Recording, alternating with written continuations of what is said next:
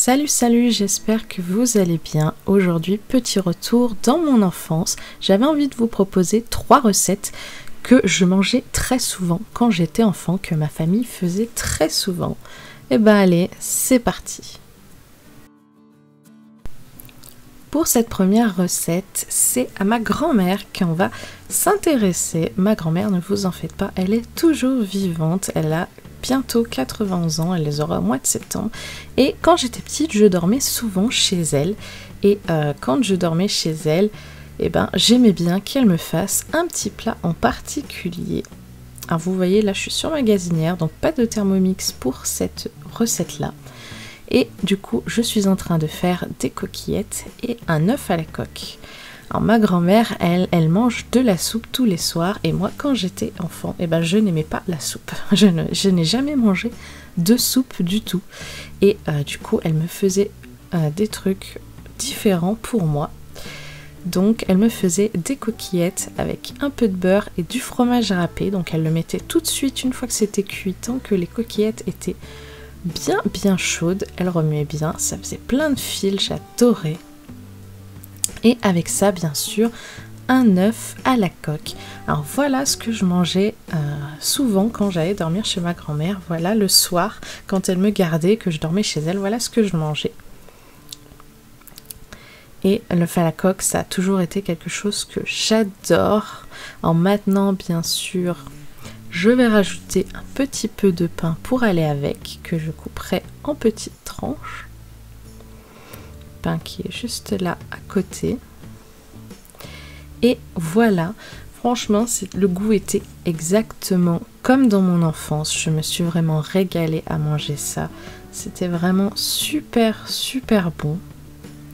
Et ben voilà, n'hésitez pas à me dire, vous, dans les commentaires, qu'est-ce que vous aviez l'habitude de manger quand vous étiez jeune. Est-ce que c'est des choses que vous mangez toujours? Est-ce que vous avez plutôt changé vos habitudes alimentaires? Mais moi, j'avais pas remangé ça depuis longtemps. Pour cette deuxième recette, ça va être la tarte au flan de ma maman. Donc, quand j'étais jeune, ma maman aimait bien souvent faire ce qu'on appelait dans ma famille des tartes au flan. Maintenant, je sais que ça s'appelle des flans pâtissiers. Mais voilà, elle aimait bien faire ça. Et pour donner un petit peu plus de goût, eh ben, elle aimait bien mettre sa petite touche personnelle. Vous allez voir ça. Je commence par lancer une crème pâtissière sur le Thermomix. Voilà, vous connaissez la recette, hein, bien sûr. Je vous la montre très souvent. Et pendant ce temps, je vais m'attaquer à la pâte. Alors vous voyez, il y a un petit ingrédient mystère qui est posé au fond. Il s'agit bien sûr d'un pot de confiture. Ma maman mettait tout le temps une couche de confiture d'abricot en fond de tarte. Donc je vais commencer bien sûr par installer la pâte sur mon moule. Et après, je vais la faire pré-cuire un petit peu au four. Si je mets la confiture et la crème pâtissière sans avoir légèrement pré-cuit, la pâte restera un petit peu molle. Donc une fois pré-cuit, je commence à étaler ma confiture bien uniformément. Donc là, ce n'est pas ma confiture d'abricot, c'est quelqu'un de ma famille qui l'a faite. Moi, ça fait très longtemps, ça fait plusieurs années que je ne fais plus de confiture d'abricot. Alors pourquoi? Tout simplement parce que je ne suis pas hyper fan de confiture d'abricot. La toute première fois que j'ai commencé les confitures, j'ai fait la confiture d'abricot. J'en ai dû en faire, je sais pas, peut-être 6 ou 8 pots. Et honnêtement, ça m'a fait 3 ans de confiture d'abricot. C'est pas la confiture que je préfère. Donc voilà, j'en ai pas refait. Et là, ben voilà, cette personne de ma famille m'en donne un pot tous les ans que j'arrive plus ou moins à manger dans l'année. Ça me suffit largement. Donc là, j'étale, en essayant de ne pas me brûler, la crème pâtissière. Et c'est parti, du coup, pour le four. Alors je suis un petit peu déçue parce que là ça se voit que la crème a tranché, donc elle a granulé. Pour ceux qui ne savent pas ce que ça veut dire qu'une crème a tranché, elle a granulé. Je ne sais pas si c'est la crème qui n'était pas assez cuite. Est-ce que c'est un problème de cuisson de la crème? Est-ce que c'est un problème de la confiture en dessous qui était peut-être un peu trop, qui avait peut-être un peu trop d'eau, qui était peut-être mal faite? Je ne sais pas. Mais je suis un tout petit peu déçue parce que du coup ma tarte a tranché. Alors c'est pas extrêmement grave parce qu'elle a toujours un très bon goût. même si elle est affreusement moche. La crème tranchée, c'est pas joli du tout, je suis un peu déçue, mais honnêtement, ça a toujours un goût de crème, voilà. C'est juste que visuellement, c'est pas vraiment top. Alors je ne sais pas si c'est mon four, si... je sais pas, parce que mon four est très vieux, il a 8 ans, et c'était une gazinière premier prix, hein, donc voilà. Cette troisième et dernière recette, on reste encore avec ma maman, avec une recette qu'elle faisait très souvent pour les repas. Il s'agit de riz et volaille, voilà. Un plat tout simple avec une sauce crème et moutarde. Donc je commence bien sûr par découper en morceaux de la dinde. Donc là c'est des escalopes de dinde que je coupe en morceaux plus ou moins de la même taille.